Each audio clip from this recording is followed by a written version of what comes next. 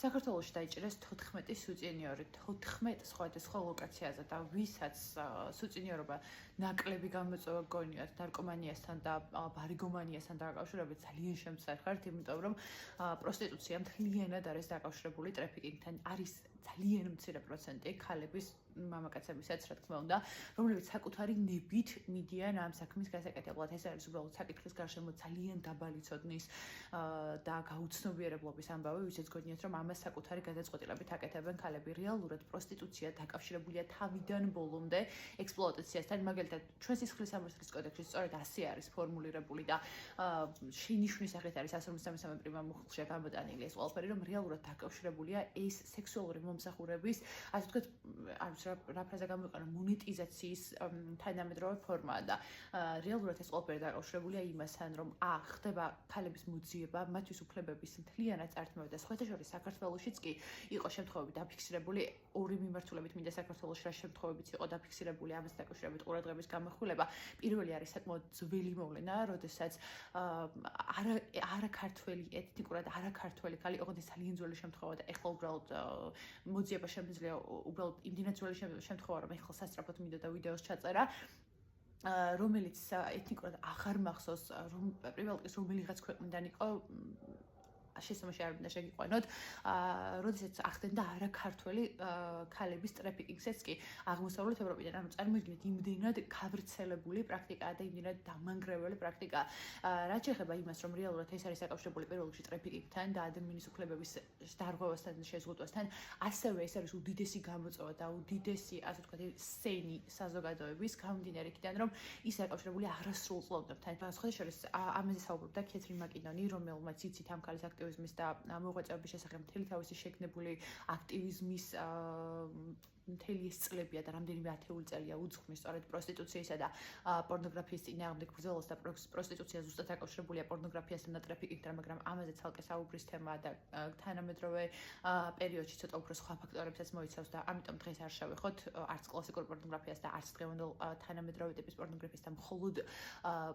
მხოლოდ პროსტიტუციაზე გავამახვილოთ ყურადღება, რომ ეს არის ასაკობრივ ზღვართან დაკავშირებული. მათი უმრავლესობა, ხო, კეთრინ მაკინონი რატომ მოახსენე, ის მოგზაურობდა პერიოდულად და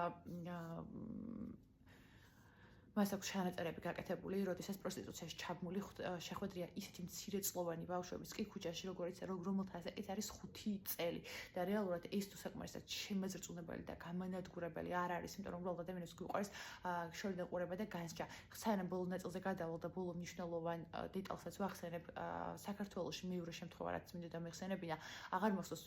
ეს ნაცების დროს იყო თუ ახლახანს იყო ბოლო პერიოდში, აღარ მახსოვს გეხვეტებით გამახსენეთ პოლიციელებთან რომ ხომ გახსოვთ შეკრულები და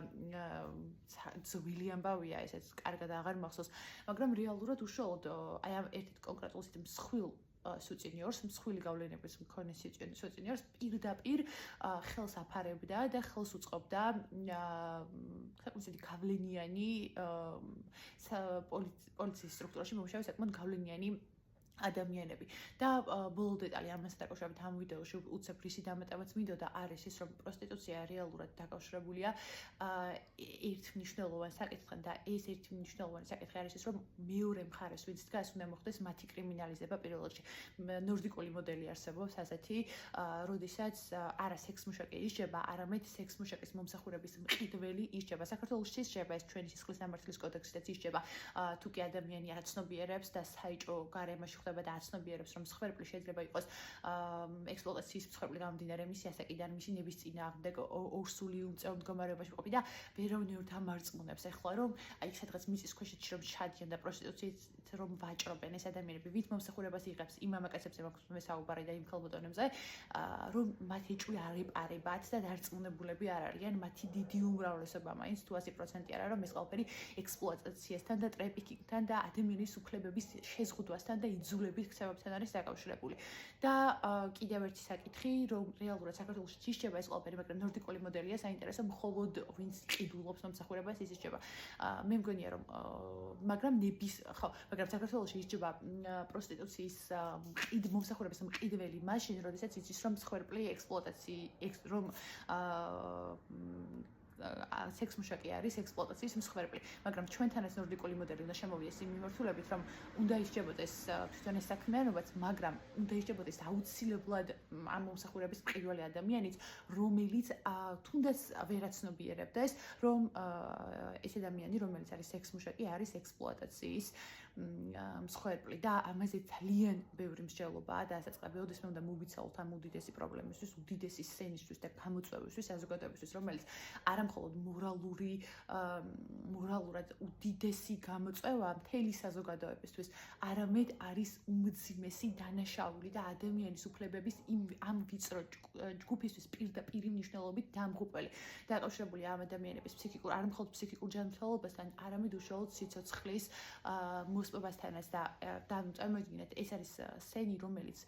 მცირე ჯგუფს ფიზიკურად სპობს და დანარჩენ საზოგადოებაზე უარესად მოქმედებს და ყველამ უნდა გააცნობიეროს ეს კარგად, რომ ადამიანები შეგნებულად არ მიდიან პროსტიტუციაში. მათი აბსოლუტური უმრავლესობა არის ტრაფიკინგის მსხვერპლი, მათ ყველანაირი უფლება აქვთ ჩამორთმეული, ხოლო მათი ის მცირე ნაწილიც კი, რომელიც თავისინებით გააზრებულად, შეგნებულად მიდის სექსმუშაკად, ბუნებრივია ხო რომ ამ ადამიანსაც რაღაცის პრობლემა აქვს და რაღაც გამოწვევის წინაშე იდგა და ან ვერ მიხვდა, ან სიტუაცია ვერ დაწონა, ან შეეშალა, ან რაღაც შორიდან სხვანაირად მოეჩვენა და ამ ადამიანებსაც დახმარება ჭირდებათ, მაგრამ მკაცრესად უნდა ისჯებოდნენ ის ადამიანები, რომლებიც სექსმუშაკებისგან აი ამ მომსახურებას ყიდულობენ.